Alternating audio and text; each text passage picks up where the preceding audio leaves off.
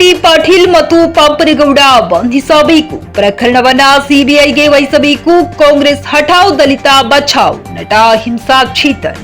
ಯಾದಗಿರಿ ನಗರದ ಸುಭಾಷ್ ವೃತ್ತದಲ್ಲಿ ಯಾದಗಿರಿ ನಗರ ಠಾಣಾ ಪಿಎಸ್ಐ ಪರಶುರಾಮ್ ಸಂಶಯಾಸ್ಪದ ಸಾವಿಗೆ ಕಾರಣರಾದ ಯಾದಗಿರಿ ವಿಧಾನಸಭಾ ಕ್ಷೇತ್ರದ ಶಾಸಕ ಚೆನ್ನಾರೆಡ್ಡಿ ಪಾಟೀಲ್ ತುನ್ನೂರು ಹಾಗೂ ಅವರ ಸುಪುತ್ರ ಪಂಪನಗೌಡ ಅವರನ್ನ ಬಂಧಿಸಬೇಕು, ಪ್ರಕರಣವನ್ನ ಸಿಬಿಐ ತನಿಖೆಗೆ ವಹಿಸುವಂತೆ ಒತ್ತಾಯಿಸಿ ಪ್ರಗತಿಪರ ಸಂಘಟನೆಗಳ ಒಕ್ಕೂಟದಿಂದ ಬೃಹತ್ ಪ್ರತಿಭಟನೆ ಕಾರ್ಯಕ್ರಮದಲ್ಲಿ ಭಾಗವಹಿಸಿ ಮಾತನಾಡಿದ ನಟ ಚೇತನ್ ಅಹಿಂಸಾ ಅವರು, ಕರ್ನಾಟಕ ರಾಜ್ಯ ಸರ್ಕಾರದ ಮುಖ್ಯಮಂತ್ರಿ ಸಿದ್ದರಾಮಯ್ಯ ಸರ್ಕಾರದಲ್ಲಿ ಪರಿಶಿಷ್ಟ ಜಾತಿ ಮತ್ತು ಪರಿಶಿಷ್ಟ ಪಂಗಡಕ್ಕೆ ಸಂಬಂಧಪಟ್ಟ ಅನುದಾನ ಸುಮಾರು ಕೋಟಿಗಟ್ಟಲೆ ಲೂಟಿ ಮಾಡಿದ ಸರ್ಕಾರ ಈ ಕಾಂಗ್ರೆಸ್ ಸರ್ಕಾರ.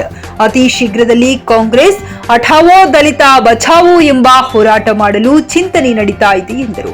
ಈ ಒಂದು ಹೋರಾಟದಲ್ಲಿ ತಾವೆಲ್ಲರೂ ಭಾಗವಹಿಸುವಂತೆ ಮಾಧ್ಯಮ ಹೇಳಿಕೆ ನೀಡಿದರು. ಈ ಸಂದರ್ಭದಲ್ಲಿ ಪ್ರಗತಿಪರ ಸಂಘಟನೆಗಳ ಮುಖಂಡರಾದ ಮಲ್ಲಿಕಾರ್ಜುನ್ ಕ್ರಾಂತಿ, ಭೀಮು ನಾಯಕ್, ಮಾಳಪ್ಪ ಕಿರದಳ್ಳಿ, ರಮೇಶ್ ಅರಿಕೇರೆ, ಶರಣಪ್ಪ ತಳವಾರಗೇರ ಹಾಗೂ ಪ್ರಗತಿಪರ ಸಂಘಟನೆಯ ಮುಖಂಡರು ಮತ್ತು ಕಾರ್ಯಕರ್ತರು ಭಾಗಿಯಾಗಿದ್ದರು.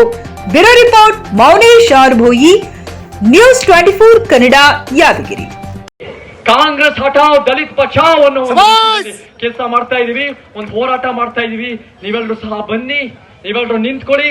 ಸಿದ್ದರಾಮಯ್ಯನವರು SC SP TSP ಹಣ 25-26 ಸಾವಿರ ಕೋಟಿ ದುರ್ಬಳಕೆ ಮಾಡಿದ್ದಾರೆ, ಕಳ್ತನ ಮಾಡಿದ್ದಾರೆ. ಅವ್ರ ದಲಿತರ ಪರ ನಾಯಕ ಅಲ್ಲ, ಅಧಿಕಾರದ ಹಪಾಹಪಿಯ ನಾಯಕ. ನಮಗ್ ಸತ್ಯ ಗೊತ್ತಾಗಿದೆ. ಕೊನೆಯದಾಗಿ ನಾನು ಹೋದ ವರ್ಷ ಇದೇ ನಿಮ್ಮ ಒಂದು ಉತ್ತಮ ವಿಚಾರಗಳು ಸಂವಿಧಾನದ ಪೀಠಿಕೆ ಎತ್ತಿಡಿತಾ ಇದೀವಿ ನಾವೆಲ್ಲರೂ ಅನ್ನೋ ಕಾರಣಕ್ಕೆ ನನ್ನನ್ನ ಕೇಂದ್ರ ಹೋಮ್ ಮಿನಿಸ್ಟ್ರಿ ನನ್ನನ್ನ ದೇಶ ದ್ರೋಹಿ ಅಂತ ಬಿಂಬಿಸ್ಬಿಟ್ಟು ದೇಶದಿಂದ ಆಚೆ ಹಾಕಕ್ ಪ್ರಯತ್ನ ಪಟ್ರು. ಆದ್ರೆ ನಿಮ್ಮೆಲ್ಲ ನೈತಿಕ ಬೆಂಬಲದಿಂದ ಮತ್ತೆ ಕೋರ್ಟ್ ಸ್ಟೇ ಇಂದ ನಾನು ಇಲ್ಲೇ ಇದ್ದೀನಿ.